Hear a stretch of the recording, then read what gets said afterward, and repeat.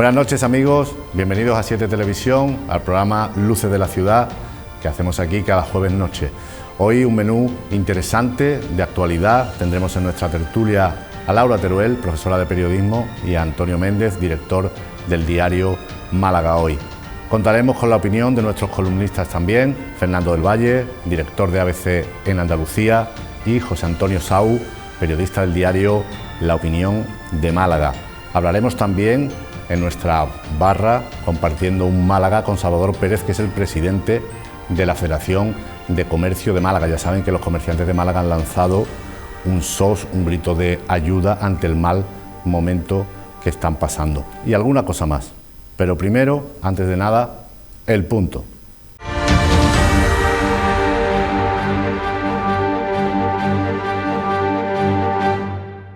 Andalucía reduce a 6 el número máximo de personas en una reunión familiar. Esta medida se revisará en 2 semanas. Si se prolongara hasta las Navidades, prepárense para un cribado, no en el que están pensando, en un cribado de familia. Toca elegir hermanos o cuñados o incluso eliminar a un hijo o sobrino de la mesa familiar de Nochebuena. Manolo, que no cabes. ¿Quién sabe? Eso que nos ahorramos. Nos quedaremos sin gorronearle el buen whisky a nuestro primo. Tampoco descarten como forma de felicidad sublime poder quedarse en casa el día de Navidad sin tener que ver a nadie. En cualquier caso, las reuniones sí pueden ser de 10 en los bares y de 30 en un aula, o de 100 en una boda. Causa perplejidad. La Junta lo explica diciendo que es en las reuniones familiares donde se producen el 80% de los nuevos contagios. Las barbacoas son el nuevo aquelarre. Puede ser. Pero es que antes nos decían que eran las residencias de ancianos. ¿Será que, pobres mayores, ya han cogido todos el virus que ahora se dispone a atacar al resto de la familia? Las medidas van y vienen y hasta nos imponen otras que en realidad son para disimular la incapacidad de Ayuso en Madrid. El virus aprieta, las libertades se restringen, la hostelería brama, los sanitarios se extenúan. Los comités científicos no existen y los políticos dan ruedas de prensa. En fin, lotería de Navidad sí que hay ya. A mí me gusta mucho confiar en lo que siempre me falla.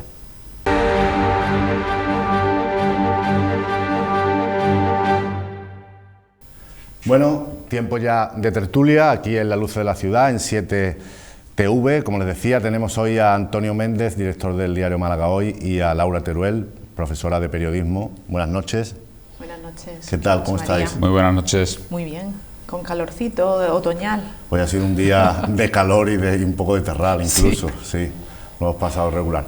Bueno, vamos a hablar del asunto, del tema, del virus, de la pandemia, de las medidas políticas que se están, del bicho, de las medidas políticas que se están tomando, que son ciertamente contradictorias o que a veces nos pueden llevar a la perplejidad. Hemos visto cómo la Junta de Andalucía tomaba la medida de que no puede haber reuniones de más de 6 personas. Esto causa algún pensamiento contradictorio, ¿no, Laura? Porque podemos ser 10 en un bar, a lo mejor en las aulas, tú que eres profesora lo sabes, se junta más gente. Para otras celebraciones parece que hay más laxitud. Yo de verdad, lo digo sinceramente, yo no sé con cuánta gente puedo quedar de mi familia. Nosotros somos 5 y no sé si puedo quedar con mi padre y con mi madre a la vez. Pero más o menos creo que he entendido al consejero, lo he visto varias veces, pero más o menos, tampoco pondría yo la mano en el fuego por haberlo entendido. Bueno, esto se basa en que uno con su familia se relaja, se quita la mascarilla, besas a tu padre, tal, y es más peligroso que estar en un aula. Antonio y yo lo vivimos, donde los alumnos están a 5 metros y entre ellos hay mucha distancia. Puedo entender que las diferencias de número pues tienen una cierta justificación, pero claro, la medida baila tanto, es tan elástico el número, y a mí, de entre todas las cosas que más me sorprende es al aire libre. Tú puedes estar en un bar y tener otra mesa a 1,5 metros, la mesa, lo que implica que las sillas están mucho más cerca, pero luego nos amenazan con cerrarnos los parques, que a mí eso es una cosa que me solivianta enormemente. Parques al aire libre, donde los niños, bueno, pues evidentemente se acercan, pero la distancia social es mucho más grande. Entonces creo cuando uno tiene unos criterios científicos en los que basarse, es más fácil que la gente te entienda y admita estos sacrificios. Pero claro, yo veo una cierta incoherencia que me cuesta trabajo justificar. Está ese debate, ¿no, Antonio? También entre economía, salud, quizás estas medidas pretenden proteger un tanto a la hostelería, totalmente. Pero claro, no deja de ser contradictorio, ¿no? Incluso el ciudadano medio tiene que estudiar bastante porque las normas, como decía Laura, es que se complican mucho, es que no sabe uno, no tiene muy claro con mi con familia, quién. cogemos un autobús y podemos ir todos. Claro, pero la casuística es infinita. Entonces, tú regular el mar no lo puedes hacer si vas a coger gota a gota. Tú puedes poner una serie de reglas más o menos con los que acotas unos espacios. Por ejemplo, en el caso de la familia, yo no tengo claro, no quiero decirlo porque igual estoy metiendo la pata, es verdad que tampoco me preocupa mucho, pero se supone que serían 6 personas que podrían venir de fuera, los convenientes, eso, como se les llame, los que conviven, convivientes. Y los convenientes, pues están ahí. Es decir, que no si viven 8, pues no van a sacar 2 de la casa, ¿no? Pues no puede Entonces, hay que ir eligiendo cuñados. Claro, entonces, primos, hombre, bueno, esto es un tema. En Navidad. En Navidad va a ser. En Navidad anunció la tercera ola. Sí. Porque eso no va a impedir nadie que se junten a las fiestas, a la cena. Tú no vas a poner a toda la policía. No, la gente somos responsables y somos irresponsables. Es decir, que porque si ahora mismo el contagio está del 80% de las familias, que por cierto, por otra parte, es lo normal. Claro. Si tú cierras los bares y si cierras los lugares de ocio, al final la gente se sigue juntando en la casa. Se ha vendido más cerveza que nunca y digo, vamos a interpretar bien los datos. Es porque la gente no se toma la cerveza en el bar, se la tiene que tomar en la casa. Claro. Hay que interpretarlo bien. En serio, yo no sé, a mí me genera dudas porque si tú tienes una familia numerosa, sois 5, esos 5 cuentan como uno, puedes quedar aparte con 6 más. Con 6, claro. Pero claro, al revés también salen las cuentas, pero, si esos 6 quedan contigo, que aparecéis 5. Pero vamos a ver, de todas maneras, muchas veces que yo creo que irnos a la casuística tal, ¿no? Es complicado, sí. A la literalidad de las normas, porque ¿por qué 6? Yo que soy de impares, ¿por qué 6 y no 7? Que es un número que me encanta, ¿no? Es decir, ¿qué pasa? ¿En 7 está el peligro? Si dicen 5 se iba a colar uno más, ¿por qué? Claro, ¿por qué no hay manera de desempatar en una votación pues, con 6? Bueno, hay una regla, yo intentando ser científica, hay una regla que dice que para disminuir el número de contagios deberíamos estadísticamente reducir por 3 el número de gente con la que interaccionamos. Y esa es la regla que quiero yo pensar que han tenido en la cabeza. Haciendo una media del número de contactos que tienen los españoles, que somos muy de contactos sociales, para disminuir el número de... Claro, para que cada uno de los infectados contagie a menos gente, de forma que no siga creciendo exponencialmente la cifra, la estadística dice que tendríamos que reducir por 3, que dividir entre 3 el número de personas con las que nos vemos. No sé si esto está... Eso tal vez sea muy complicado este cálculo, pero es lo que debería subyacer a esta Bueno, reducción. Lo que pasa es que el virus, en teoría, cada persona infectada contagia 3. Pues por eso deberíamos dividir entre 3 Entonces, el número de contagios. como es la media, pues dice, bueno, pues si tienes 3 contactos menos, pues estás ahorrando... No, un tercio. Un tercio. Entonces va menguando. De cualquier manera es verdad que es difícil entender esto. Pero cuando llegas al niño al colegio y en el colegio tienes a 25 en el aula, claro. Hay que aplicar el sentido común. Cuando te dicen el otro día, bueno, creo que la intervención del consejero, que no sé si la hemos visto alguna, ha sido, vamos, ni Rajoy en sus mejores tiempos a la hora de coloquial, pero claro, es diferente de Rajoy porque era, no quiero que se me abarroten, a mí, era como un algo personal. Pero que al final tú no puedes controlar los encuentros que tengas en la casa, no te va a llegar la policía a tocarte en tu domicilio, no estamos en esas cosas, como además no estamos tampoco aplicando aquí en España, es decir, nos hemos quedado en ese debate. No se ha profundizado con herramientas digitales que te pudieran controlar en cada momento los teléfonos móviles que están en contacto unos con otros, la cercanía y demás. Como eso no se ha hecho, el radar, no vale para nada. Por cierto, que te pide 13,5 de LIOS, por ejemplo, a los de los iPhone. Te pide que tengas iPhone super modernos, es decir, que bueno, claro, a la mitad de la población que no tenga, pues no puede instalar la aplicación, ¿no? Entonces, yo creo que es, insisto, como tú dices, sentido común. Es decir, bueno, te dicen obligatorio, restringido, que no pueden hacer, con lo cual tiene que decir, aconsejamos que sea obligatorio. Es decir, una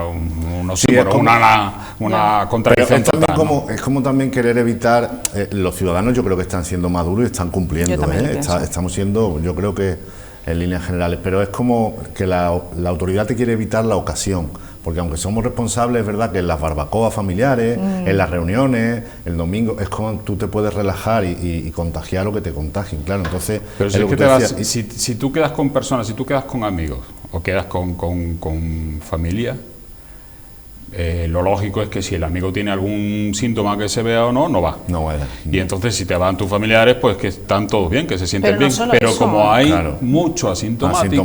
Pero no solo eso, a ver, yo voy más atrás.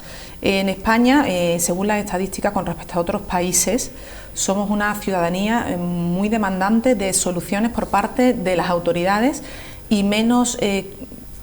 insisto, estadística europea, con menos capacidad de iniciativa a la hora de adoptar soluciones a nivel político, que la política no es solo el gobierno, sino un compromiso cívico, ¿no?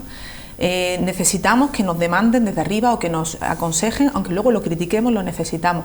Pero yo creo que en esta pandemia la inmensa mayoría ha ido más allá, porque no nos va a hacer falta que nos digan que no nos reunamos masivamente. Yo, ¿será que ya tengo una edad? ¿Será que tengo una familia o una preocupación social? Yo voy a un cumpleaños y estamos todos con mascarilla. Y cuando somos en la mesa 10 nos quedamos sentados con distancia, cuando llega más gente se van a otra mesa y lo hacemos con naturalidad. Entonces, creo que en España falta un poco esa iniciativa o ese ver realmente el peligro de la enfermedad, pero es minoritario. Yo creo que la mayoría de la gente lo está haciendo muy bien. Lo hacen los niños que le llevan las mascarillas en, pero aquí las minorías no te valen, ¿eh? El problema es que porque la minoría expande el virus. Con una capacidad de contagio en progresión geométrica, en sus buenos momentos, claro, es decir, ni siquiera aritmética, es decir, que en 2 semanas vimos que el primer caso en Andalucía fue en febrero, además, ya, pero es que además en Málaga. Antonio, entonces era imposible. Y 2 meses después era toda España entera y teníamos que estar confinados porque se habían disparado, se habían colapsado. Pero porque yo creo que entonces era imposible, ¿no? Pero yo quiero creer que el mundo que yo veo, es decir, yo no salgo mucho de noche, a lo mejor no estoy en grupo, en ese grupo más peligroso, quiero creer que la mayoría de la gente ha dado un cambio y ha asumido esas normas de protección. La mayoría, claro, yo no veo a los adolescentes, yo no voy de botellón, entonces probablemente me pierdo esto. Este fin de semana en Sevilla, solamente el fin de semana, 600 personas en botellones. Eso es donde creo yo más el peligro. En Granada, en una comunión, además se había juntado una comunión, un bautizo, otros 170 allí y tal, pues es que es lo más normal del mundo. Pero es que a esa gente le da igual que el consejero le intente explicar que sean 6. Lo de que intente explicar que sean 6 nos va a valer a la gente que ya estamos concienciados. Y los jóvenes que además se sienten inmortales. Claro. Llevan 6 meses después con esta situación y tú no puedes obligarle de por vida a que se acostumbre a convivir y que la convivencia sea eliminar sus relaciones sociales a los 18, a los 16, a los 19 años. Entonces, si no pueden irse a los bares, porque encima además lo cierran a la 1 de la mañana, que estaría incluso más controlado, si no pueden irse a las discotecas, buscan otras alternativas, o bien en la calle o quedan en las casas, y quedan en las casas de un sitio, de otro, y no sé qué, y eso es así, y contra eso no puedes hacer nada, porque no vas a poner una especie de policía de barrio con vecinos denunciando y no sé qué. La policía va a poder acceder a algunos datos sanitarios de las personas que estén en cuarentena, o por lo menos en algunas comunidades. Era un poco lo que se ha ido debatiendo hoy a lo largo del día, esa medida de que la policía pueda tener acceso. A lo mejor va a llamar a tu casa, oiga, usted está en cuarentena, está aquí, ¿no? Por caricaturizar un poco, pero... Sí, como la ley Corcuera un poco, ¿no? Más o menos. la denostada y nunca aplicada. Suficiente para las casas. Ya, pero es que tampoco hay médicos suficientes, ni enfermeras suficientes, entonces a ver si entre todos reparten un poco... Insisto, no quiero abrir otro debate, yo no sé el porcentaje, no recuerdo, no he venido con el trabajo hecho para la tertulia de hoy. Venga, dilo a ver si lo sobran menos, ¿eh? Me has avisado media hora antes. Venga, dinos los temas, a ver si te lo sabemos. A ver si lo sabemos. ¿Qué porcentaje hay de personas que están adscritas a sanidad privada? Bueno, eso es un tema interesantísimo. Vale, porque estamos hablando de las costuras de la sanidad pública, que se pone en cuestión, la atención primaria que ha colapsado, que los teléfonos de salud responden y no ha respondido y ahora intentan arreglarlo, todo eso gracias a que hay un elevadísimo porcentaje de la población que tiene sanidad privada y no va a la sanidad pública. No es así. Puedo contar un caso de primera mano, de cuerpo viviente presente. en la sanidad privada nos han dicho que si tú presentas síntomas de coronavirus, te hacen la prueba a ellos con un tiempo de espera larguísimo, lo sé. Pero si tú has convivido o has compartido espacios de trabajo, o sea que no eres tú la persona que lo tiene, sino que tienes riesgo de estar contagiada, te lo tienen que hacer en la pública, las pruebas. O sea que así también se quitan un poquito de trabajo, ¿eh? Evidentemente, pero lo que me refiero que cosa que me sorprendió enormemente, la verdad. Ese elemento es importante. Si tú estás en una sanidad privada, supongo que si tienes cualquier síntoma estará para atenderte, pero aún así, quitando ese elemento, lo que me refiero también a la atención primaria es que un elevadísimo porcentaje de esas atenciones primarias, las personas que tengan contratado un seguro médico para me duele la cabeza o me tengo que hacer una prueba del corazón, sí, pues va ahí. Y aún así, el servicio de atención primaria está totalmente colapsado. Es decir, que si toda la población fuera al servicio de atención primaria, bueno, claro, entonces ¿qué pasaría? Claro, la sanidad pública universal no... Entonces, ¿qué pasaría? Es decir, que gracias a que existen los seguros, pues bien, y aún así, claro, esto es para analizar exactamente cómo tenemos el sistema sanitario, para hacerlo bueno, con un mínimo de ejercicio de ver las prestaciones que se dan, los centros de salud que tenemos, los médicos que tenemos y demás, claro, y decir, oye, ¿qué está pasando? Porque esto va a ser habitual y a la sanidad se le ha castigado de una manera.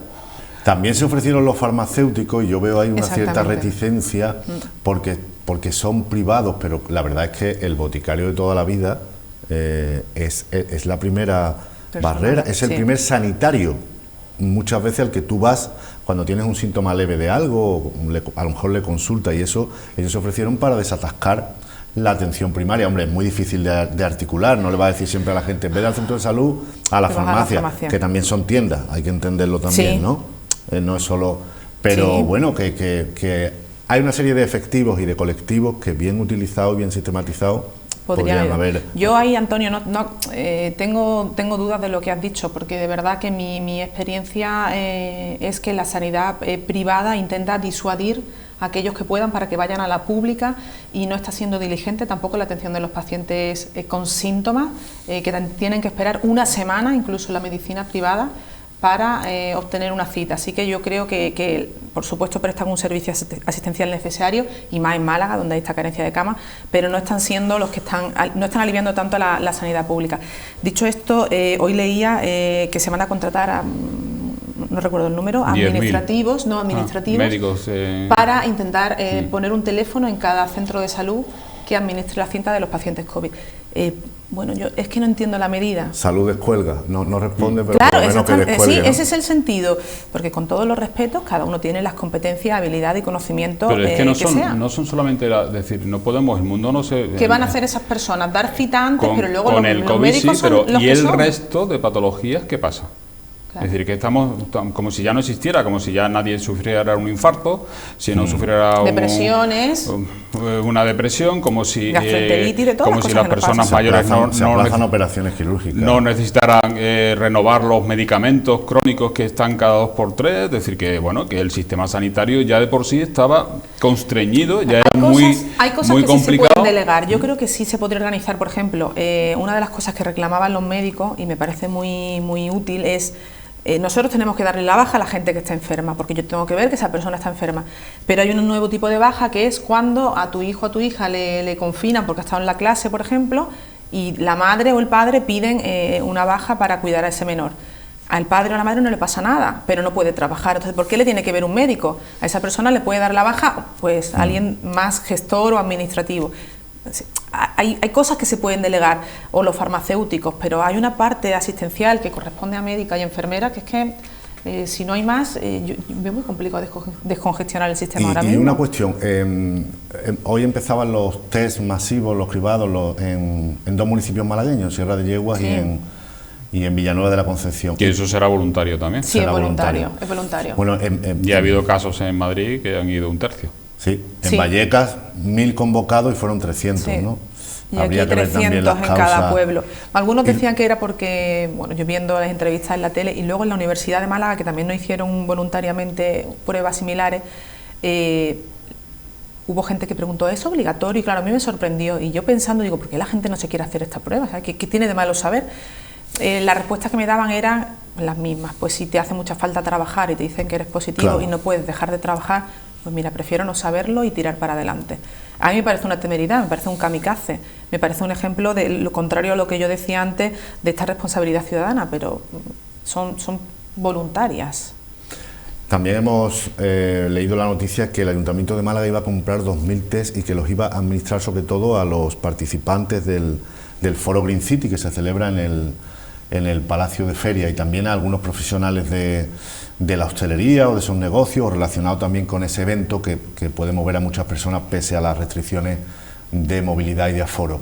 Yo creo que es plausible esta iniciativa, está bien, pero ¿no supone cierto privilegio para, no sé, para algún sector? Que sí que es verdad que Málaga quiere ser esa capital de la innovación? Hemos visto que se han presentado un prototipo de coche que se convierte rápidamente en eléctrico en 48 horas, unos ingenieros lo han presentado, y esto es un botón de muestra de lo mucho que se ha mostrado en esa feria. Pero bueno, ¿están las administraciones tentadas de privilegiar a unos sectores sobre otros? No sé cómo lo veis. Complicado una cuestión, porque te aporta un valor añadido para que tú hagas ese esfuerzo, es decir, la Liga de Fútbol permitimos que se haga, claro, al final tiene subvenciones, al final tiene subvenciones del Estado a la propia federación. Es que esto es complicado, es decir, los congresos, podemos intentar ir avanzando en la economía de los congresos. ¿Qué se va a pedir otra vez? Ahora ya vamos a tener debate ya. Porque efectivamente, olvidémonos de cabalgatas de Navidad, olvidémonos Antonio, no me digas eso. de carnavales, hombre, pienso yo, la podrán hacer virtuales si quieren, o que se pasen por la ciudad y toda la policía diciendo, pero no acerquéis, no lo sé. Seguramente. Creo que no será lo apropiado, pero no, ya estamos en la semana. Como te tiren los caramelos de más lejos, ya. La Semana Santa está ahí. Decir qué tipo de Semana Santa, es muy posible que para esa fecha, aunque las vacunas empezaran... hay colectivos que ya tienen asumido. Yo creo que, por ejemplo, en el mundo del carnaval ya tienen asumido. Claro, pero volvemos a estar la misma. Es decir, ahora mismo es como si le hubiéramos dado a la pausa de la vida. Eso no puede ser eterno. En esos sectores. Es decir, no, le damos a la pausa, los bares están cerrados, a los camareros los tenemos y a los administrativos los tenemos ahí con los ERTE encapsulados, esperando que de pronto el mundo vuelva a ser como era. Y entonces se abran los bares y se llenen otra vez, como si nada hubiera pasado nada.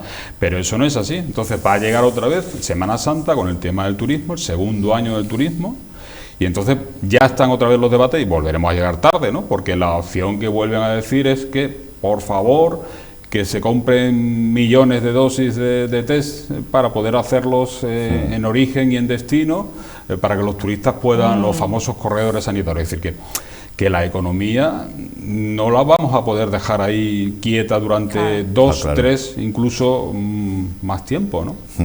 Bueno, vamos a escuchar ahora la columna de Fernando del Valle, delegado, director de ABC de la edición de Andalucía. Fernando del Valle, un prestigioso periodista, un compañero que hemos fichado en esta casa para las luces de la ciudad y que nos acompañará con una columna en Jueves Alternos. Vamos a escuchar a Fernando.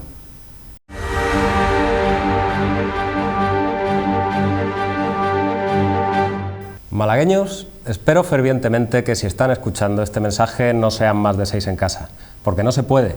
Está obligatoriamente recomendado por la autoridad, siempre tan competente, en este caso la Junta de Andalucía.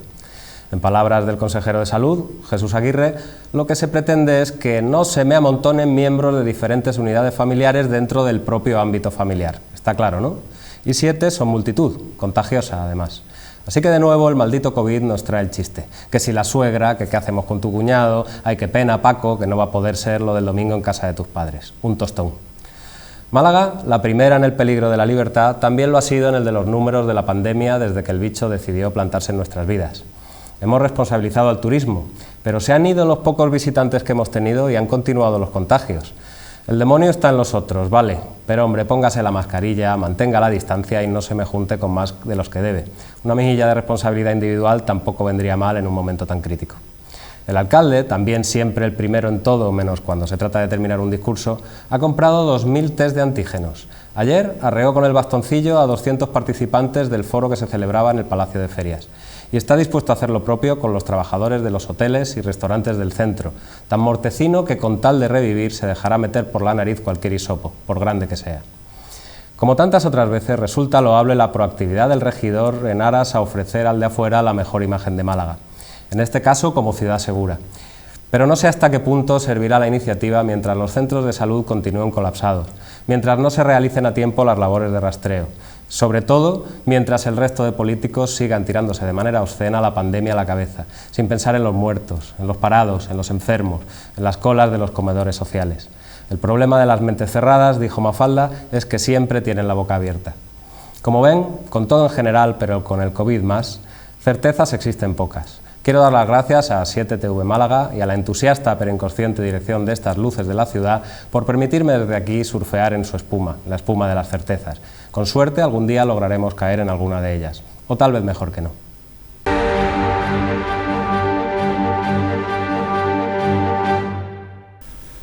Ahí estaba Fernando del Valle, y citando a Mafalda además, que no es poco, y además está de actualidad por el fallecimiento de Quino, un grande del cómic y de la filosofía, podríamos decir también.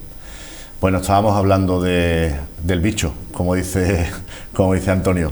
De momento, las ciudades andaluzas de porque más de 100.000 si quieres de cómic, yo prefiero Zipizape para entrar. Sí, yo también. Mortadelo y Filemón Os también. veo un poco Zipizape si queréis, y yo me quedo con Luego Mafalda. pasamos a Marvel y Spider-Man. Marvel, ¿no? Es O más clásico y más moderno a la vez. Los Cuatro Fantásticos. A mí lo del Capitán Trueno y esas historias, ese no. No, los hispanos, Carpanta, todos esos. Me acuerdo de los volúmenes esos de superhumor, que venían Zipizape, Mortadelo y Eso eran Filemón. chulos, sí. Muy chulos, sí. Te veo de toda la vida, dicen cómics. Sí, te veo. Yo me quedo con Mafalda, si me lo permitís entonces. Sí, aquí somos, Quino, que tiene raíces una mesa andaluzas muy democrática, y aunque que- esté en minoría, no pasa nada. ¿En minoría en qué sentido? Hombre, que nos gusta Zipizape. No, Zipizape, pues mira, para vosotros, que os va bien. Me desconcentráis, pero está bien. No, hombre, a mí me gusta mucho el sentido común que le ponía dentro de la simplicidad para decir cosas tan complicadas, ¿no? Creo que eso es lo que le Esa llegaba a la capacidad gente. para resumir, ¿no? La Con compleja, inocencia y con verdades aplastantes. Quienes no se desenvuelven con mucha inocencia son nuestros responsables políticos y, como decíamos... Ni dicen se las había- cosas claras. Nada. Se había dictado la norma restrictiva en cuanto a movilidad para ciudades de más de 100.000 habitantes, en lo que es, sin duda, una política pensada para Madrid, pero se ha querido disimular y hacer ver que va a ser para toda España, para las ciudades de mayor número de 100.000 habitantes. A partir de ciertos parámetros de contagio ya tienen esas restricciones. En Andalucía hay 12 ciudades de más de 100.000 y no les afecta a ninguna por ahora, en la provincia de Málaga, ni a Marbella, ni a Málaga capital. No. Antonio, ¿tú crees que estas medidas se toman a destiempo? ¿Son por el pulso político que hay también entre Madrid y el gobierno central? Está claro que se están matando vivos, ¿no? Y aquí hay la devolución de la tortilla. Durante la primera etapa de la pandemia, a mi juicio, el PP siempre vio la oportunidad de que el gobierno cayera, porque los gobiernos en una situación de esta, lo lógico es que al final acaben tan desgastados Muy erosionados, que tú claro. tengas que cambiarlos, es decir, que se quemen los presidentes, los ministros. Es más, cuando la situación sea normal, si tú ves aparecer al ministro y ya otra vez dices, Dios mío, por favor, no me lo recuerdes. Es decir, yo creo que ese hombre ya va a estar asociado como el Fernando Simón, que podrá hacer muchas camisetas. Mira pero que el en fin, pobre entró para un ministerio con tan poca trascendencia. con nada, ¿eh?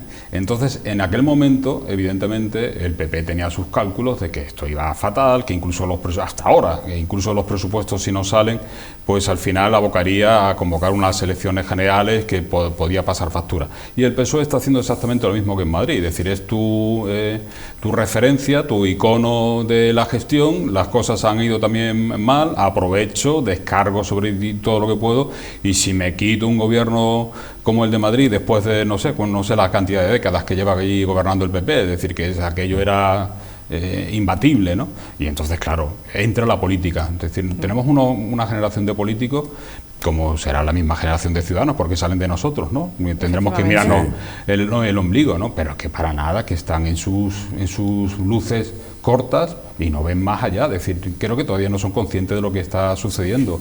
porque ahora piensen que a lo mejor con el dinero de la Unión Europea que esto no va a ser igual, esto va a ser como en 2008, entonces están dentro de esa tranquilidad de que podemos usar nuestras fuerzas para matarnos unos contra otros. Porque las siguientes elecciones estarán más cerca de la crisis económica que de la crisis sanitaria. Efectivamente. Vamos a hacer una pausa y enseguida retomamos aquí nuestra tertulia.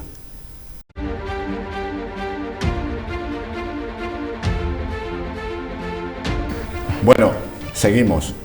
Alguna vez la dirección de esta casa tendría que emitir los tiempos muertos, los cortes o el making of, que les aseguro que son divertidos, y las conversaciones que tienen lugar en esta mesa están también claro muy que bien. Sí. Vamos a asuntos más serios o más trascendentales. Hemos visto manifestaciones de padres el otro día en Teatinos porque se han suspendido el servicio de comedor, que tan esencial es para muchas familias. Los colegios están un poco en apuros, también están en cuestión algunas actividades extraescolares, los servicios de autobuses, en fin, hay ahí un debate, ¿no, Laura? Es complicadísimo para las familias españolas, malagueñas, vivir estos tiempos, ¿no? Ya pasamos desde marzo una época muy dura con nuestros niños en casa. Los niños que en parte fueron los gran olvidados, creo yo, de la pandemia, ¿no? Porque niños a los que como a todos, se les confinó en casa sin poder hacer actividad física. Pero claro, nosotros con la edad que tenemos, pues nos podemos adaptar o tenemos un grado de madurez, ¿no?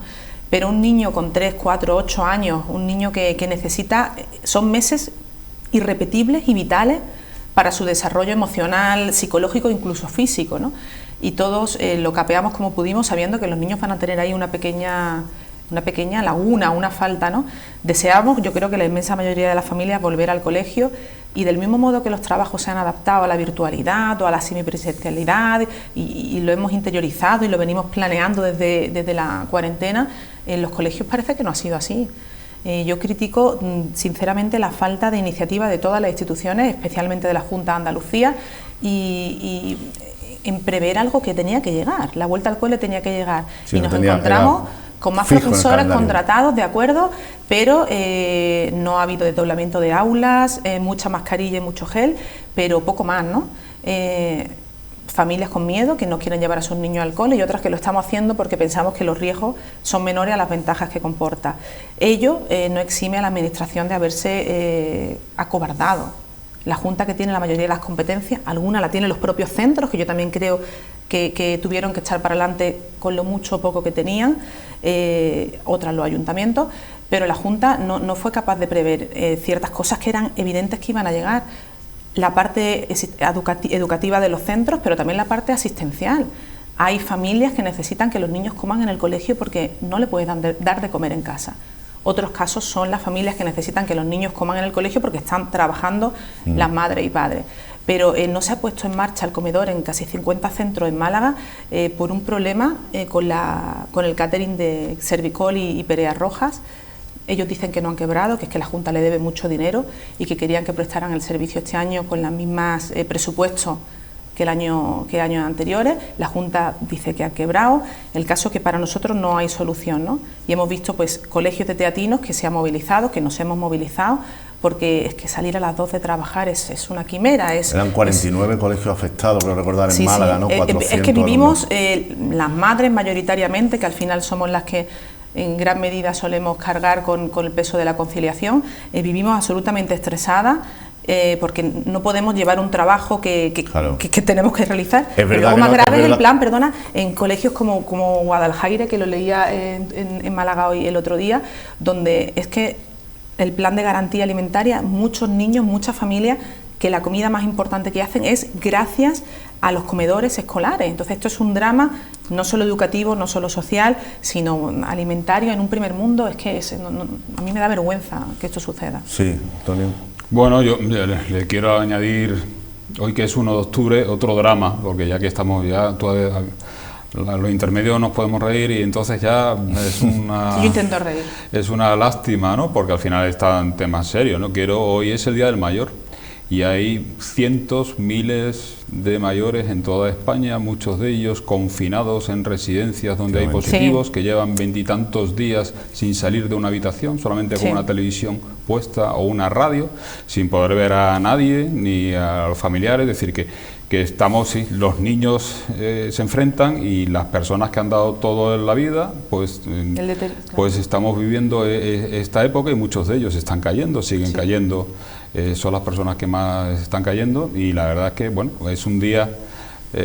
con las efemérides no soy muy de ellos, pero de celebrarlas o de recordarlas, pero bueno, me he acordado que era 1 de octubre, digo, y pues, además esas personas, tú decías los niños, digo, pues voy a pasar también a los mayores esta historia tan terrible el deterioro que están viviendo, cognitivo, ¿no? tan grande, físico, emocional, de estas personas cuando se confinan, además con la mascarilla, que aturde mucho el reconocer la persona con la que están, el no poder ver a los familiares, sin lugar a dudas también han sido...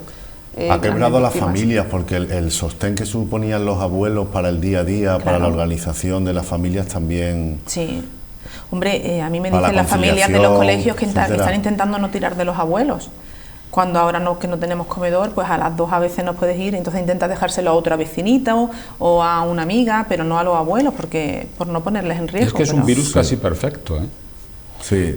Si tú te contagias cuando vas a curarte. Los centros donde por eso pensaron en la atención telefónica, que donde han expandido totalmente las patologías, eran los hospitales. Es decir, que tú acudías a los hospitales pensando que era tu solución y resulta que no, que ahí era tu último destino, ¿no? Es un virus que a lo mejor ha detectado también lo mal que estaba estructurada un poco la sociedad, el mundo que nos hemos montado en cuanto a horario, movilidad, prisa, necesidades de ir a un sitio, a otro. Cuando un niño no necesita ni puede tener una carga lectiva de 8 horas al día, pero sí tiene que estar muchas horas en el colegio, porque es que si no los padres no pueden estar con él, las distancias, en fin, todo ese mundo complejo contra la sociedad mediterránea, es decir, contra nuestra cultura de milenios, porque fuera afectos. Claro. Es decir, al final tenemos que convertirnos en seres aburridos. En nórdicos a la fuerza. Seres aburridos. Es decir, que por cierto, no estaría mal. Lo que pasa es que aquí no hay ningún debate de fondo, no nos aprovechamos para nada, solamente estamos en lo que estamos. Venga, ha pasado hoy una ayuda, nada. Sigamos como estamos nunca, pero sería buen momento de decir, vamos a cambiar o no, si es que queremos cambiar las costumbres, para poder acortar los periodos de los trabajos, para que los bares no estemos hasta la 1 de la mañana o a las 2 de la mañana. Ahora sería el momento. Hay movimiento. Pero ahora sería el momento justamente de plantear, de ajustar nuestros horarios, nuestros cambios. Claro, de racionalizar horarios un poco. Es una lástima porque vamos a perder nuestra esencia, ¿no? Mira, nos hemos hecho nórdicos a la fuerza y por lo malo. O sea, nos han impuesto la distancia social, que los nórdicos lo tienen ya interiorizado genéticamente. Igual de moreno y bajito. Ay, pero lo malo, no tenemos esos niveles de bienestar y tal. No. Hay un chiste que circula por las redes que pone suecos esperando el autobús antes de la pandemia y se ve una foto con un sueco a cada 5 metros. Suecos esperando el autobús después de la pandemia igual, porque bueno, los nórdicos tienen esa forma de vida. Oye, que a mí cuando se dice qué calidad de vida hay en Noruega y en Suecia, yo he vivido en Noruega y con todos los respetos, Noruega para los noruegos, es durísimo, ¿no? Pero nos hemos quedado con lo peor, que es la distancia social y para mí un día, lo ponías tú en redes sociales hace muchísimo tiempo, es la desconfianza hacia el otro. Y me hizo reflexionar, el ver al otro como un sospechoso que te puede contagiar, ¿no? Yo tengo un niño pequeño, el más pequeño, pues las familias querían quedar y entonces una dijo, vamos a dejar pasar unos meses a que esto se estabilice. Y a mí yo que reflexiono un poco por todo y dije, un niño con 3 años, tú dejas pasar unos meses y el niño es como si fuera uno nuevo. O sea, claro, a lo mejor ni se acuerda del amiguito. Lo que subyacía en eso era no os aprecio tanto, con todos los respetos y cariño, como para arriesgarme a quedar con vosotros. A mí estas cosas me hacen mucho pensar en el tipo de sociedad que va a salir de esto. No si seremos mejores o peores, sino en este tipo de cosas. Mucho más, evidentemente, mucho más desconfiada. Desconfiados, selectivos. Cuando te cruzas con alguien en la calle, nuestra actuación es inversa a la que nos proclama. Claro. Nos dice, no, tú intenta no acercarte a alguien para no contagiarle. No es verdad. Tú no te acercas a alguien, tú te alejas, no sea que te vayan a contagiar. Sí. Bueno, puedo decir un pequeño detalle. Claro. Ya sabéis que yo, pues bueno, el tema de los niños me llega muy de cerca. Y también tengo pues debilidad por el periodismo científico, me gusta mucho. Y ayer leí un artículo que me imagino y espero que salga hoy en todos los informativos, en The Lancet, que es una de las revistas más importantes de ciencia, junto a Science y estas. Que decía que el tocar objetos inanimados, papel, una pelota, la barra del autobús, era muy difícil transmitirnos el virus así. Por fin hay estudios que lo demuestran. Antes habían hecho estudios dentro de hospitales y en centros donde había pacientes y entonces la carga vírica era muy alta, pero parece que el virus, pues mira, nos da este respiro, y que no lo digo tanto por los adultos, que yo creo que lo llevamos con más naturalidad, nuestro gel, nuestra higiene, pero a mí ver a niños en el colegio, si pasáis por un patio la hora de recreo y veis a los niños parcelados por barreras invisibles, que a mí me conmueve mucho, jugando con los que pueden y no con los que están al otro lado, no tienen una pelota, no tienen un elástico para saltar, una comba o un cochecito, porque los niños no pueden compartir nada, le han quitado los juguetes del aula. Entonces yo espero que estos avances científicos se trasladen para mejorar la calidad de vida de quienes estamos conviviendo con el coronavirus, que somos todos, ¿no? Entonces, Laura, este año, los tuyos, ¿qué van a pedir a los Reyes Magos? Pues, porque si pides cosas que luego no vas a poder utilizar. Ellos lo usan, lo que no pueden es compartirlo. Pero, a ver, yo soy una persona muy pragmática. Mis niños lo llevé ayer al parque y un niño le quería un coche de mi pequeño. Yo, si al padre no le importa, yo a mis niños le he dicho que hay que compartir y que compartan. Asumo los riesgos de eso. Luego lavamos el coche, lavamos las manos y ya está. Pero entiendo que hay gente que se horripila un poco con estas cosas. Pero yo he elegido vivir así y que los niños asuman el riesgo tolerable para su edad. Bueno, vamos a hacer un alto en este punto de la conversación para oír la columna de nuestro compañero de La Opinión de Málaga, José Antonio Sau. Fuego, amigo.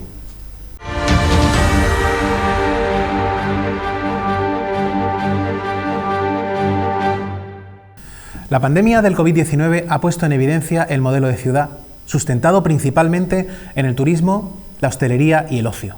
La peatonalización del centro a principios de la primera década del siglo XXI supuso la revalorización del corazón de la ciudad, y ese hito urbano, junto a la llegada de los museos, conllevó un aluvión de visitas y la entrada de Málaga en una liga económica en la que compite, según algunos analistas, con las grandes ciudades del continente y hasta del mundo. Ese crecimiento implicó más hoteles, la búsqueda de parcelas para oficinas en la capital y la realización de proyectos urbanísticos, algunos de ellos muy contestados socialmente, como la Torre del Puerto. Aunque todo han sido parabienes hasta ahora, aquella reflexión relativa a evitar que Málaga muriera de éxito cobra hoy todo su sentido. Ese crecimiento, decía, ha creado desajustes. La proliferación de viviendas turísticas ha generado un alza en los precios del alquiler y problemas con los vecinos. Hay quien habla de que el centro es hoy en día un parque temático y de que se ha expulsado a los residentes, y otros apuntan a una excesiva ocupación del espacio público por las terrazas hosteleras.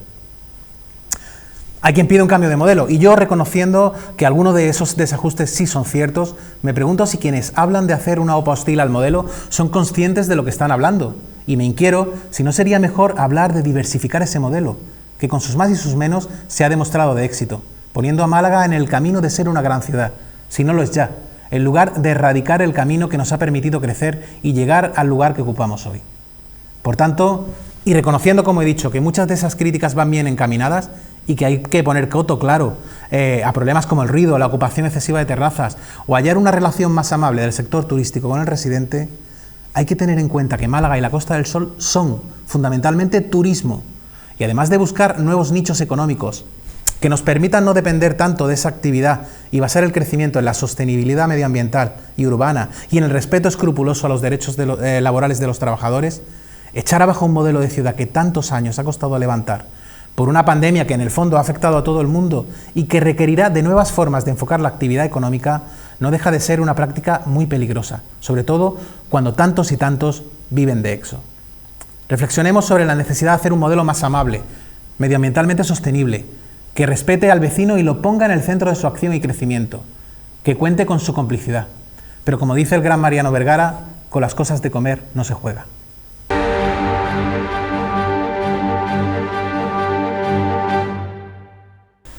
Vamos con este último tramo de nuestra tertulia con Antonio Méndez y Laura Teruel.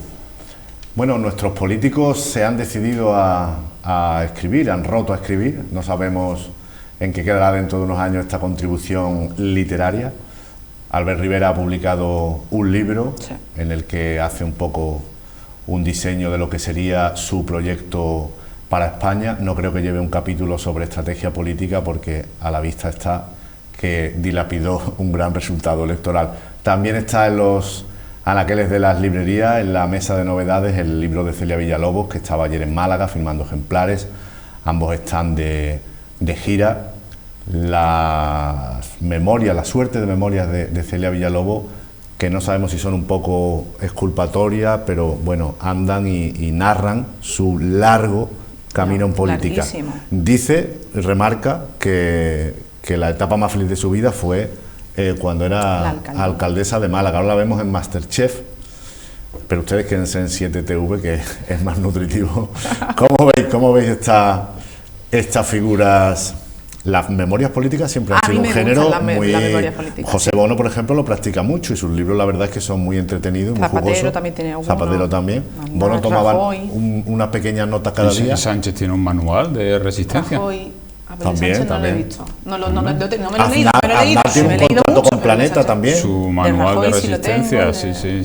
Solo que si contara la verdad, pues sería interesante, pero en general no suelen contar nada. Cuentan anécdotas, 4 cosas, pero algunos reproducen algunos diálogos que no deberían tampoco, pero... El dilema de Zapatero. Claro, porque si tienes políticos que están pensando y dicen, bueno, ya están pensando las memorias, y cada vez que tienes una conversación con él, cuando te vas del despacho la apunta para reproducirla, pues en fin, pues en esta nueva etapa donde te mandan un WhatsApp y sales publicado, en fin, es que la política...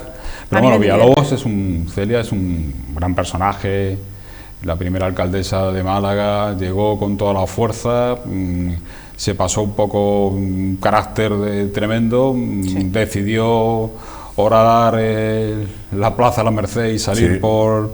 un palacio de congresos, había que hacerlo, y lo hizo a base de propuestas pequeñitas. Dice, pues iremos haciendo modificado de obras porque esto no se va a poder quedar parado. Es decir, que bueno, la verdad es que en esa etapa fue muy pujante, logró pactar un plan general con las dos fuerzas políticas, tanto PSOE como Izquierda Unida, que se mataban con Antonio Romero y el fallecido, que era portavoz del PSOE, que ha muerto, Eduardo Martín Tobal, que ha muerto hace muy poco.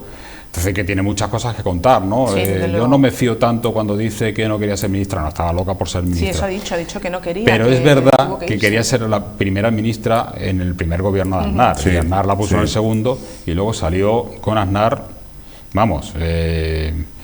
el hecho de que la destituyera directamente, muy malamente. Después de que el PP usó a Celia Villalobos para dar una imagen de modernidad, acordaros a los famosos programas de Hermida, que no sé si tendrá algún capítulo o no, sobre esas noches donde ella podía expresarse como un verso suelto, y decía, porque el PP tenía esas reminiscencias de lo que era la derecha, incluso franquista, y salió una persona que hablaba libremente de la a favor de se desmarcó, fue la única díscola.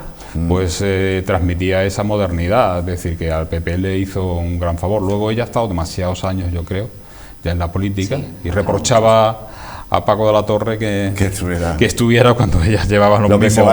Lo que se va leyendo en casi todas las entrevistas, hoy en La Opinión de Málaga, en Málaga Hoy también el otro día, en El País también hizo una que estuvo muy interesante, es que su tiempo más feliz fue en la alcaldía de Málaga, que ella estaba muy deseosa de ser ministra, pero quizá con el tiempo ella ha visto que es mucho más satisfactorio, se hacen muchas más cosas desde la alcaldía de tu ciudad, y que le faltó un poco de tiempo, y que a lo mejor no tuvo suerte con ese ministerio, ¿no? Hombre, no tuvo suerte, pero bueno, yo creo que no tuvo suerte con casi ninguno que lo hubiera tocado, porque por su forma de ser tan extrovertida. Ella quería el de trabajo, en su momento era lo que... Pues mira, de repente acabo de hacer una conexión mental entre Celia Villalobos y Fátima Báñez, y digo, madre mía, ¿no? Lo que el PP para el trabajo tendría una diversidad muy grande. A mí me divirtió mucho estos zapping o los memes que hay por redes sociales, que el otro día le dijo un niño de MasterChef: yo quiero ser político de mayor, aunque hay políticos que pierden mucho el tiempo, incluso juegan al Candy Crush. Y ella ahí como si tal cosa. Tiene muchas tablas. Si tal cosa. Ella dijo eso, que ella no se quería haber ido de alcaldesa. Yo recuerdo, es que tiene mucho desparpajo, y por no decir que es muy chapalante, ¿no? Y unas formas complicadas para la política nacional, en la que se exige pues casi un rigor y una... Bueno, o se exigía. No será, para mi pena se exigía un rigor. Ahora es un circo. Ahora es un circo, efectivamente. con mi juventud desbordante, yo recuerdo que la primera vez que escuché hablar de Celia Villalobos, ella iba a dar un meeting en el Parque del Oeste, yo era muy pequeña, y había octavillas de estas, esto suena a las posguerras, había octavillas y una ponía, el meeting empieza a las 6, Celia Villalobos entrará a las 5:45 por la puerta no sé qué, como para que la gente fuera a aplaudirla. Me hizo mucha gracia, el primer recuerdo que tengo yo de ella. Entonces, bueno, yo creo que como, igual que Albert Rivera, es una figura que casi queda, bueno, es que ella dio para mucho como política, pero que como pospolítica está dando mucho. Yo creo que ella, más que afán de servicio público, lo que ha tenido siempre es afán de protagonismo. Sí. Aún así le dio tiempo a hacer cosas, o sea, en Málaga hizo, como hemos hablado, el Palacio Yo la he visto en una feria inmobiliaria en Barcelona. Y el Carpena. Y con sus voces, que se escuchaba a Celia, a Celia se la escuchaba sin necesidad de micrófono ni de altavoz. Ir el Conde de Godó, en fin, todo el mundo volcarse, ella entraba y era como si aquello, es decir, que una atracción, un magnetismo, personas que digamos que no tendrían ni culturalmente o incluso socialmente, serían bastante distantes por origen o por procedencia, es decir, ella atraía a todas las personas, luego era capaz de hacerse sus mítines aquí en los barrios y decir a las mujeres que tenían que hacer deporte. Tengo una anécdota también, no de ella en este caso, de un antiguo director mío de la cadena SER, en una campaña electoral que hicimos y que, claro, dábamos los mítines, poníamos los cortes. Y era una mina. Era una mina y prácticamente nos reíamos y éramos muy críticos con las propuestas que hacía y arrasó luego las elecciones. Y mi director dice, Ale, vosotros seguir así, que la siguiente, en vez de sacar 17, va a sacar 20 y tantos. Por eso eso es lo que iba a decir yo. Un poco antecedente del populismo en alguna medida. Totalmente, pero si eso no va reñido, el ser populista o el tener un carácter muy intenso, yo recuerdo esa imagen en el Congreso chillando al chofer, no, si esas formas no van reñidas con una labor ejecutiva pero hizo una buena gestión en Málaga. Yo creo que nos podemos quedar con la nata, o con la espuma, mejor dicho, perdón, pero tenía un pozo, ¿no? Y yo creo que sus memorias tienen que narrar como una mujer, también ella dice que por ser mujer se encontró con obstáculos, cosa de la que no me cabe duda, que ha sido alcaldesa, ministra, estuvo en el Parlamento Europeo, presidió el Pacto de Toledo. Pero por otro lado, por ser la esposa de una persona como Pedro Arriola, es decir, con un poder absoluto. Dice que se fue al ministerio por había que mirar también las influencias o digamos el camino que ha podido tener también de ascenso y que a lo mejor a otros políticos también le cuestan más trabajo porque no tienen, digamos, entre comillas, esos enchufes, ¿no? Un padrino, ¿no? O una madrina, ¿no? Lo que también es la tentación cuando se sienta a escribir una suerte de memoria es reescribir la historia, claro. Contarla a su modo, ya como le hubiera gustado que hubiera pasado. Ella está diciendo mucho que se fue de la política por la izquierda radical. La verdad es que se fue porque quedó en minoría en un enfrentamiento entre dos sectores de su partido. Apoyó totalmente a Soraya Sáenz de Santa María. Y que después de, no sé, 50, 40 años en un partido, pues alguna vez hay que jubilarse, y yo veo extraordinariamente bien, lo digo y lo repito, que haga infoentretenimiento porque, oye, hay vida después de la política, me parece muy bien. Y lo de reescribir me ha gustado mucho, y a colación uniendo con los de Albert Rivera, cómo convertir un fracaso en un triunfo y venderlo, darle la vuelta para que parezca que pasar por la política y dejarlo con ese fracaso estrepitoso fue todo lo mejor que le podía haber pasado. Oye, ni Paulo Coelho. Sí, pero aquí añoramos a los que no están. Eso es una cosa. Es decir, pues mientras están los machacamos y cuando se van, hay que ver. No, pero se anhela el mismo, ¿eh? Yo creo que aquí. Algunas de sus declaraciones le estorban un poco a la nueva estrategia de Arrimada. Yo creo que la había olvidado la sociedad en general, se anhelaba el mismo. No ha nacido un líder mediático y el político no lo echa tanto de menos. Muy bien, compañeros, pues concluimos esta parte de nuestro programa, La Tertulia. Gracias, Antonio Méndez. Gracias, Laura Teruel. A ti, hasta la próxima. Ahora seguimos, una pausa, no se vayan.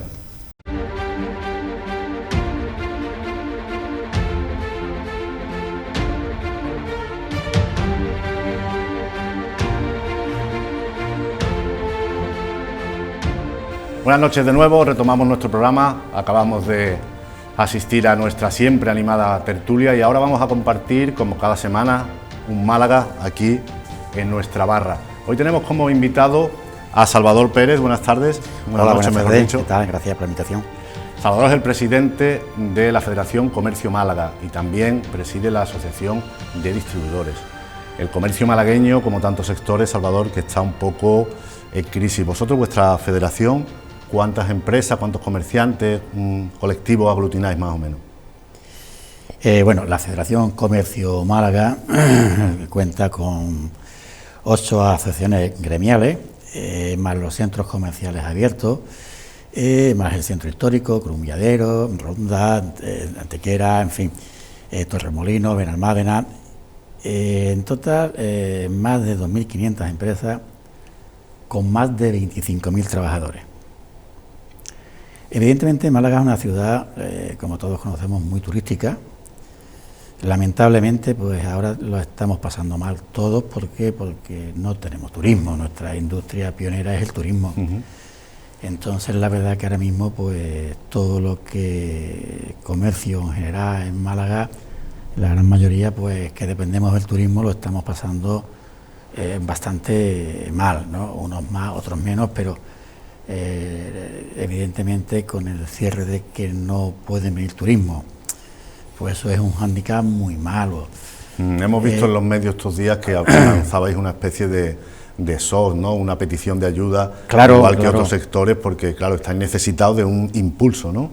Claro, ahora más que nunca, pues que nos hace falta que las administraciones, lo primero que se pongan de acuerdo, sí, entre ellos. Eso parece que es mucho pedir, pero no se ponen de acuerdo. Lo primero que pedimos es que, sea del color que sea, que ahora mismo no estamos en época de vender colores, lo que estamos en época de aplicar los esfuerzos, que haya pactos en condiciones y que nos acordemos de que el país necesita ayuda, unos gremios más que otros, pero que es momento de aunar esfuerzos, de llegar a acuerdos importantes, ayudar, porque todo esto son empresas que son viables, que son rentables, que son muchos los puestos de trabajo, que aquí, desde que tiene un solo trabajador al que tenga 200, 300.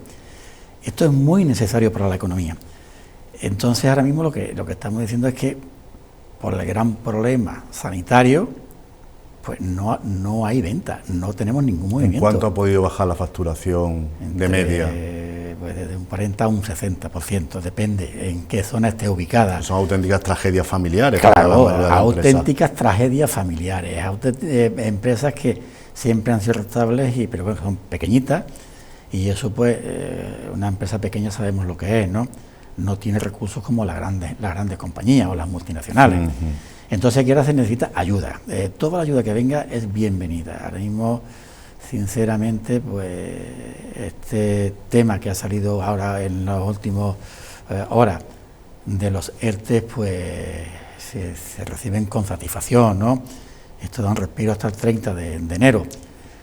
No sabemos qué va a pasar desde aquí al 30 de enero, ni si esto se va a prolongar más o menos. Lo que sí es verdad que si no hay entrada, un comercio no puede tirar, una empresa no puede tirar, sea de hostelería, sea de comercio, sea de distribución, sea todo lo que mueve esto. La verdad es que ¿Qué tipo de ayudas se podrían dar al comercio? ¿Tenéis como modelo lo que se ha hecho en alguna otra ciudad o comunidad? ¿O han propuesto algo desde el ayuntamiento? ¿Vosotros tenéis algún plan de ayuda, subvenciones, incentivos al comercio? ¿Cómo creéis que podrían ser las herramientas para ayudar al comercio malagueño? Vamos, ahora mismo lo que se ha hecho, que es nada y menos, no vale. Esto estamos pidiendo ayudas. Y las ayudas en épocas difíciles como esta se trata de dinero. Está claro. Eso está claro. ¿Cómo puede venir? Pues no me des el dinero, pero no me cobres, por ejemplo, la basura, o no me cobres el impuesto o no me cobres el otro, o me lo aplazas. Pero es que el problema que tenemos ahora mismo es de liquidez. No estamos diciendo ni que se esté gestionando mal la empresa, ni que la empresa no sea viable, ni muchísimo menos. Lo que estamos intentando es de que ahora mismo hay falta de liquidez. Al principio de la pandemia los ICOs, pues bueno, hubo quien hizo más previsión y quien se quedó un poquito corto. Pero el comercio malagueño ya está preparado en líneas generales para seguir. Sí, está preparado para estar, pero ahora mismo lo que hace falta, pues, en primer lugar, lo que estamos preparando, lo que estamos pidiendo es que llevamos ya, pues prácticamente llevamos para 8 meses que no vendemos, que no entra dinero en la caja. Entonces esto es un gran problema. Ya estamos mirando, el tejido empresarial está diciendo, bueno, si yo he pedido un ICO y tenemos un año de carencia, habría estado ahí a la vuelta de la esquina. Tenemos que empezar a pagar. Claro. Entonces lo que estamos demandando, así como suena, y es que haya un año más de carencia, porque las empresas no están en condiciones, si no entra dinero no pueden pagar. Estamos pidiendo un año más de carencia y estamos pidiendo más... Esas exenciones fiscales o alivios. Exacto, y también estamos pidiendo que de alguna forma se negocie todos estos ICOs para que tengan como mínimo 4 o 5 años más para poder amortizar todos esos préstamos. Claro. Si no, las empresas se verían abocadas al cierre y es una pena. ¿Os sentí un poco discriminados respecto a otros sectores? Quiero decir, estamos constantemente leyendo las peticiones de la hostelería, que es fundamental también para el turismo. Se articulan algunas líneas de ayuda, bueno, los bares pueden ampliar sus terrazas. ¿Los comercios os sentís un poco menos escuchados? No nos sentimos discriminados. Yo diría que nos sentimos un poco como que ahí está esto, no se mueve, pues no le hacemos caso. Aquí parece ser que si no hace ruido, pues no te escuchan o no te atienden o se creen que todo está bien. Nosotros somos un gremio que la verdad creemos que somos bastante importantes para la creación de empleo, para el turismo, para seguir aportando todo lo que el comercio y todo lo que la distribución aporta, porque claro, cuando viene el turismo de fuera, una cadena de comercio donde quiera la encuentran.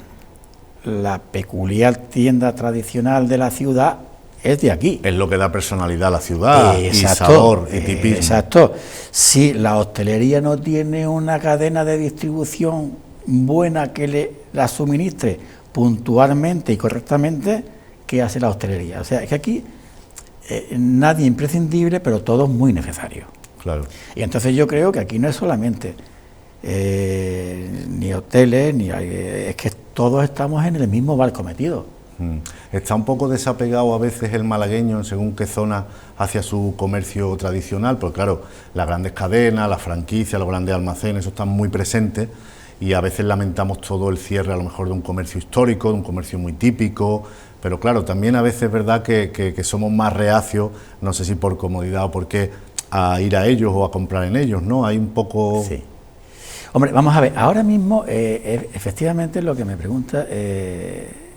ahora mismo estamos valorando, el malagueño, lo que es la proximidad. La proximidad, la tienda de barrio, que no te puedes mover mucho, la cafetería o el bar del barrio. Eso estamos otra vez volviendo y ahora lo estamos valorando. La tiendecita de barrio también. O sea, ahora nos estamos dando cuenta que todo es necesario. O sea que las cosas a veces, el tiempo nos pone en nuestro sitio y nos hace ver que tenemos cosas muy importantes, muy buenas, que antes no las valorábamos a lo mejor como las estamos valorando ahora mismo, porque es que podamos ir a comprar en una tienda a 50 o 60 metros es muy importante, que podamos tomar la cerveza, la tapa o comer en el bar de al lado que lo tenemos también es importante, que podamos comprar la ropa que posiblemente no esté, tenemos el comercio y eso aquí hace, al lado. hace ciudad, claro, como decíamos. Exacto, entonces por eso yo decía al principio que depende qué tipo donde esté ubicado el establecimiento, pues así va, puede estar perdiendo un 40 o un 60. O un 60, sí. Porque si está, por ejemplo, hay zonas como el centro de Málaga, pues es muy turístico. Zonas de la costa donde dependen muchísimo del turismo, lo están pasando mal. Claro. Los barrios, pues, ¿qué es lo que pasa? Con la pandemia esta, cada vez o intentamos movernos menos y nos encontramos como más seguros al lado de casa, ¿no? La verdad es que esto es un poco... pero al final a todos nos llega. Y yo diría que en general a toda la pequeña empresa, el autónomo, todos estamos necesitados de que se nos ayude, porque es que lo necesitamos. En el 2008 hubo un rescate muy fuerte a la banca y todos aportamos con nuestros impuestos. Oye, pues ahora el turismo, todo lo que depende bastante del turismo, estamos pidiendo ayuda, no estamos pidiendo nada de... Porque lo ICO es un préstamo que se nos da con interés y hay que devolverlo. Claro, además eso se retroalimenta porque la ciudad está más triste sin los locales comerciales ocupados, sin las tiendas, y eso incluso genera daños de imagen y puede hasta perjudicar en el futuro a que vengan más o menos turistas. En muchos barrios, en muchas calles estamos viendo locales cerrados, ¿no? Mucho. ¿Hay un porcentaje más o menos para toda la ciudad o la provincia de Málaga, o por barrios varía mucho? Se baraja, depende, ahí se baraja entre un 20, un 25, más o menos, depende de sectores y demás, pero más o menos por ahí. La verdad es que habrá establecimientos que por tema generacional y que está en puerta la jubilación, pues ese establecimiento posiblemente no habrá más, ¿no? Aprovecha esta coyuntura y dice, pues yo ya no me merece la pena. Pero hay después establecimientos con gente joven, con ganas, con ilusión, con muy buenas ideas, y eso hay que apoyarle. O sea, aunque sea pequeñito, lo que hay que hacer es ayudarle. Claro. Hay que pensar que en nuestro país el gremio autónomo es un tema muy importante. Hay muchas personas aquí que tenemos negocios y que hemos empezado de la nada. Unos se han hecho más grandes, otros estamos más pequeños, pero... Un sector del que los partidos se acuerdan mucho, pero a la hora de los votos. Me parece a mí que no llegan hay algunas medidas, bonificaciones, tarifa plana, pero no llegan ese impulso decidido a los autónomos, ¿no? Exacto. Esto es como todo. Cuando hay elecciones, los políticos se acuerdan de las barriadas, de las empresas, de los autónomos, se acuerdan de todo. Entonces, claro, lo que pedimos aquí, por eso yo empecé diciendo que lo que hace falta son pactos de Estado en condiciones de todas las administraciones para sacar a este país hacia adelante, que aquí hay mucha gente con muy buenas ideas, con muy buena predisposición, que lo que le hace falta es un poquito ahora de que el político, todos en general, se acuerden y aporten, ayuden para sacar a estas empresas, que son muchas las que están necesitadas, con muchos puestos de trabajo, y eso al final es riqueza, ¿vale? Vamos a intentar salvar las empresas y con ello salvamos a todos los puestos de trabajo. ¿Y se ofrecen los partidos políticos locales a alguna solución, a llevarlo en su programa, porque no hay elecciones, si no, sí lo llevarían, pero medidas concretas por parte de alguno? Yo ahora mismo la verdad es que no tengo conocimiento de nada de esto. No está en el ambiente. No, por eso lo estamos pidiendo. Claro. Aquí se pide a nivel general, que los ERTE, que ya digo, muy bien, no sabemos si va a ser hasta enero o tendré que hacer un poco más porque las condiciones lo requieran, pero yo personalmente no tengo ningún partido político que se haya puesto en contacto conmigo para decir, oye, vamos a ayudar, vamos a hacer esto, no. Aquí todo está viniendo como está viniendo, de hoy para mañana lo que la ayuda. Pero bueno, lo importante es que venga, eso es lo más importante. Salvador, tú presides también la Asociación de Distribuidores, ¿no? Sí. Cuéntanos un poco también cómo está la situación en ese sector. Obviamente estáis también sufriendo la crisis. Claro, nuestro gremio de distribución, al cual yo también me incluyo dentro de ello, si la hostelería no funciona... Toda la cadena está perjudicada, todos los eslabones, ¿no? Exacto. Entonces, ahora mismo, por desgracia, tenemos el cierre de los hoteles, porque no pueden estar abiertos, evidentemente, porque no hay público, no hay turismo. La hostelería, todo lo que es zona turística, están que no trabajan, pues nosotros estamos pues con caídas desde el 30 y tantos % hasta el 70%. Nuestro gremio también hay empresas que ya están que no pueden aguantar más. ¿Por qué? Pues bueno, porque le ha cogido. Esta pandemia no la esperábamos nadie. Pues ha habido empresas que le ha cogido mejor con una inversión o con una mejora o con esto o con lo otro. Y si no tienes capacidad económica para soportar esta pandemia, lo tenemos muy crudo. Claro, en el caso de la hostelería, por ejemplo, nos perjudica o se nota mucho que las grandes cadenas sean de fuera, que haya poco establecimiento netamente local, ¿no? A lo mejor están las grandes cadenas establecidas en la Costa del Sol, como no puede ser de otra manera, que es una gran marca y un gran destino turístico, pero claro, ciertos beneficios, plusvalías, la central, la gerencia, etcétera, están en Madrid o en Mallorca o en Barcelona, ¿no? No se ha sabido, no se ha podido crear un un tejido, digamos, hostelero más propio, ¿no? ¿Cómo ves tú esto? Yo siempre digo que aquí todos tenemos sitio, todos tenemos espacio, todos podemos convivir. Es necesario las grandes cadenas, es necesario también la pequeña, es necesario la local, porque ese es el encanto que tenemos nosotros, que vayamos donde vayamos. Esa combinación también. Esa combinación, ese cóctel yo diría que es muy válido, muy bueno y es un atractivo importante para el turismo.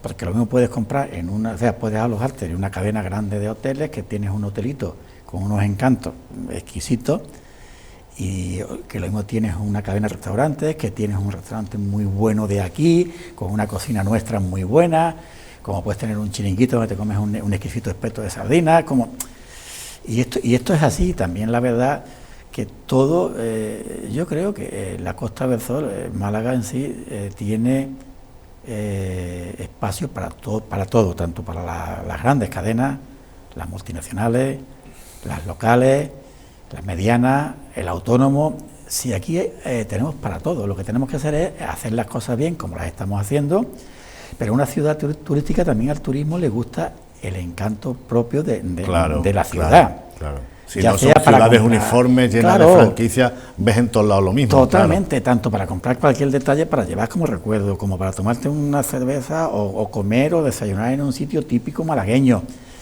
como irte al chiringuito a comerte tu espeto de sardina. Aquí tenemos cosas muy bonitas, muy típicas nuestras. Y todo eso a mí me consta de que el turismo le encanta. Por eso hablamos. Y hay una especie de salida en los últimos años para fortalecer o que haga florecer el comercio, que son los centros urbanos, los centros de las ciudades, convertidos un poco en centros comerciales abiertos, ¿no? Que haya comercios un poco más típicos de toda la vida. Eso también es una buena salida para que aflore el comercio, ¿no? Vemos ciudades como Torremolinos que han adecentado un poco su centro histórico, Fuengirola, Marbella, los mercados gourmet, pero todo esto va un poco a favor sería lo idóneo, ¿no? Del comercio local, esos centros comerciales abiertos, incluso en zonas de Málaga también se ha ensayado, ¿no? Por supuesto, y están funcionando, y cada día están mejorando, funcionando mejor y demás. Todo lo que sea darle atractivo al turismo es un bien para todos. Málaga tiene unas cualidades muy buenas. Tiene una costa con una capacidad hotelera enorme. Tenemos unos hoteles que la verdad cuando vamos fuera es cuando decimos, pues somos también pioneros en cuanto a los hoteles que tenemos. Málaga tiene una restauración con un tema de comida exquisita. Tiene una cantidad de comercios pequeñitos que son verdaderamente de aquí, de Málaga, encantadores. Todo esto, yo soy muy malagueño y además me gusta decir que tenemos aquí lo mejor. Andalucía entera tiene un paquete turístico que es gran potencial, que es un potencial enorme. Y tenemos cerca otros atractivos. Yo diría que somos pioneros, que somos número uno, que somos, lo hacemos bastante bien. Y al turismo hay que darle un poco de todo, no solamente sol y playa, hay que darle un poco de todo, y ese de todo lo tenemos aquí. Para el comercio se echa de menos a lo mejor alguna iniciativa pública del tipo Málaga de moda para el sector de la moda, o Málaga en la mesa para el sector de la gastronomía, que es también comercio, va un poco adherido, ¿no? O es complementario, pero bueno, no estaría mal tampoco una iniciativa de esa, una marca, ¿no? del comercio malagueño, aunque se haya ensayado por zonas, ¿no? Una mayor vertebración también del sector en el que se implique lo público, digamos, las instituciones. Eso es un tema sería bastante bueno que se implique un poquito más. Es verdad que también, como bien dice, todo lo que es turístico y demás tiene que haber una combinación para que el turista lo mismo pueda comprar, que pueda comer, que pueda tomar un té, que pueda tener un sitio bonito, atractivo, que si tiene un museo, es que aquí tenemos de todo. Pero sí es verdad que todo y cada día más hace falta ir mejorando y ampliando y dando más atractivo al turismo, porque claro, todo lo que hagamos y todo lo que vayamos mejorando es un bien para todos en común. Y de aquí, pues, ya que tenemos la suerte de tener este clima, de tener esta infraestructura que tenemos y demás, esto todo es mejorable, evidentemente. La promoción de este producto turístico que se realiza sobre todo en las ferias turísticas como Fitur, etcétera, eso también, no sé qué te parece, tendrá que cambiar un poco, porque va a cambiar un poco la movilidad, las formas de movernos, la promoción de nuestra Málaga, de nuestra Costa del Sol, tendrá un poco que cambiar. A lo mejor es la oportunidad para incluir también el comercio como un gran atractivo, lo mismo que lo es el mar, las playas, los chiringuitos, los hoteles, el golf, la gastronomía, ¿no? Es una señal de identidad, ¿no? Efectivamente. No sé si alguna vez os han dado participación en estas promociones públicas. Yo en el tiempo que llevo no nos la han dado. Yo creo que sí, que efectivamente tenemos que intentar de venderlo todo el paquete en conjunto, porque está muy bien de que sí, que somos hostelería, que somos chiringuitos, que somos, pero también el público, el visitante también pide otras cosas más añadidas. Y ahí es donde el comercio yo creo que tendría aporta el sabor local, digamos. Aportaría algo bastante interesante, porque aquí hay mucho comercio malagueño que podría aportar bastante a todo ese tema de esa feria turística de Fitur y demás. Muy bien, pues Salvador Pérez, presidente de la Federación Comercio Málaga y también de los distribuidores, muchísimas gracias por estar aquí esta noche. Pues muchísimas gracias a vosotros, ha sido un placer y bueno, aquí estamos.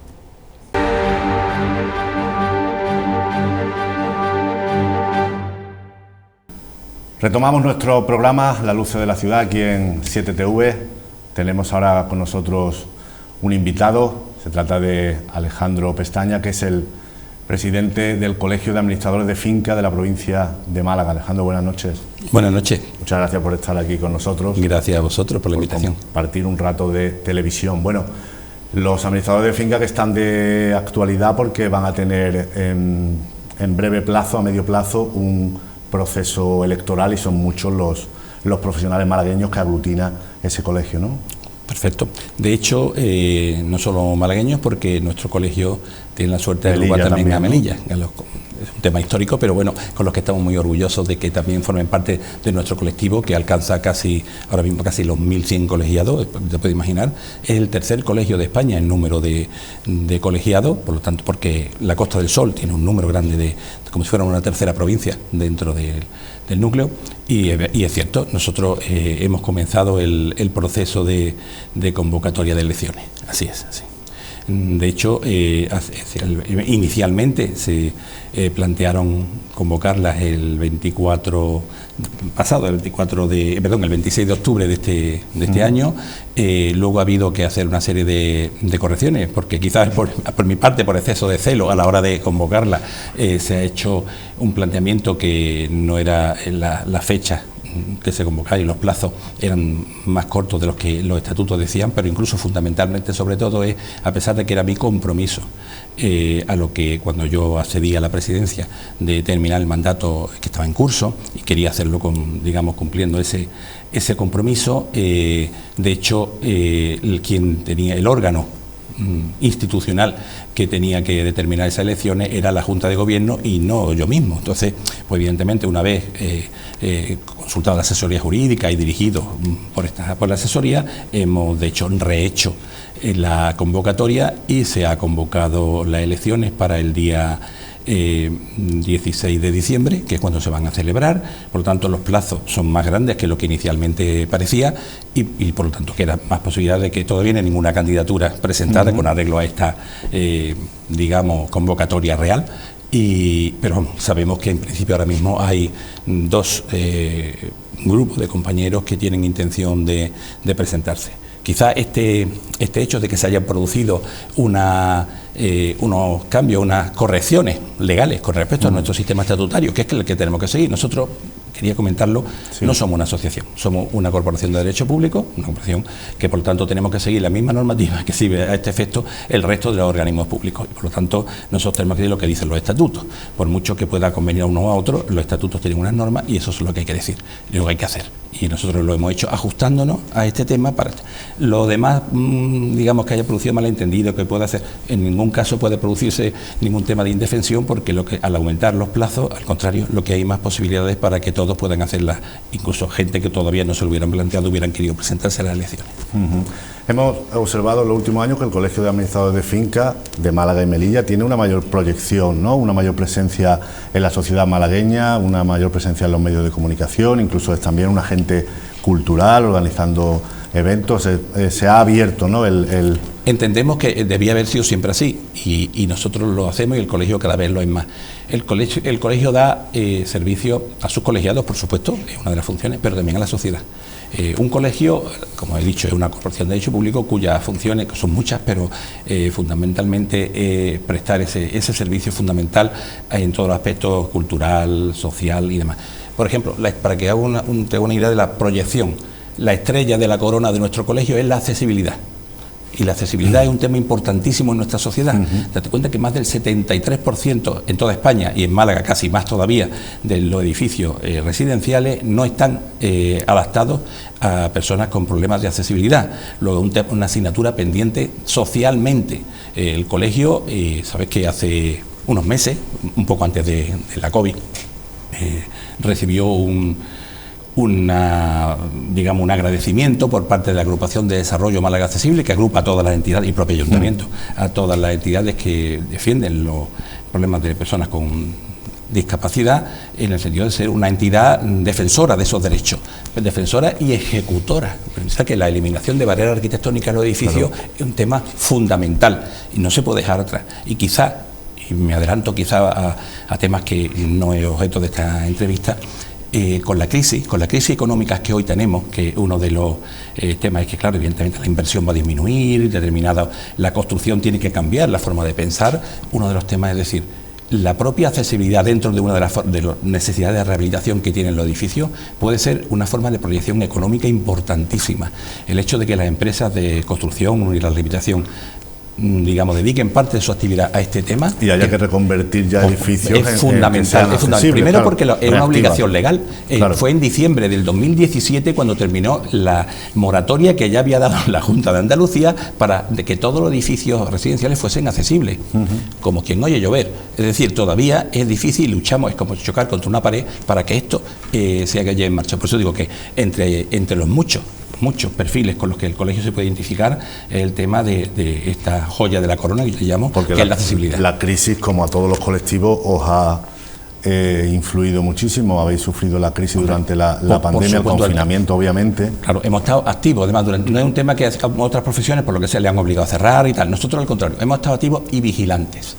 Una de las razones por la cual hemos estado trabajando continuamente es que, tanto a nivel local, con los consejos andaluz de colegios, como el Consejo General, hemos estado, estimando y emitiendo las recomendaciones que así la Administración transmitía para que fuera inteligible para las comunidades de propietarios. El uso, ya lo sabéis, el uso de los elementos comunes, el uso de las piscinas, todo el uso de los elementos de seguridad. Es más, adelanto que casi una primicia, estamos tratando a nivel ya nacional, aunque a partir de Málaga, el tema, un plan especial, ya si quiere en algún momento lo hablaríamos, un plan de desarrollo, plan de prevención de riesgos biológicos para el futuro. Hoy tenemos la COVID, mañana quién sabe qué. Claro. El tema, pero esto no se puede quedar así.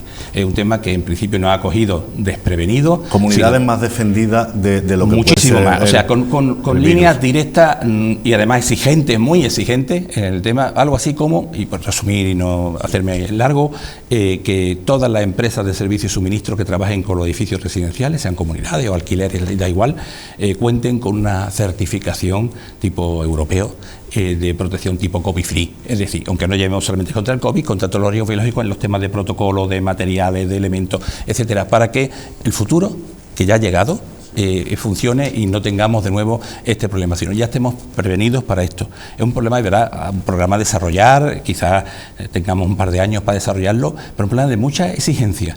Nosotros nos han declarado actividad esencial durante este periodo. El Estado ha declarado que la Administración de Finca, que hemos estado trabajando, no algo menos, mucho más que durante el resto de los periodos, porque hemos estado vigilando.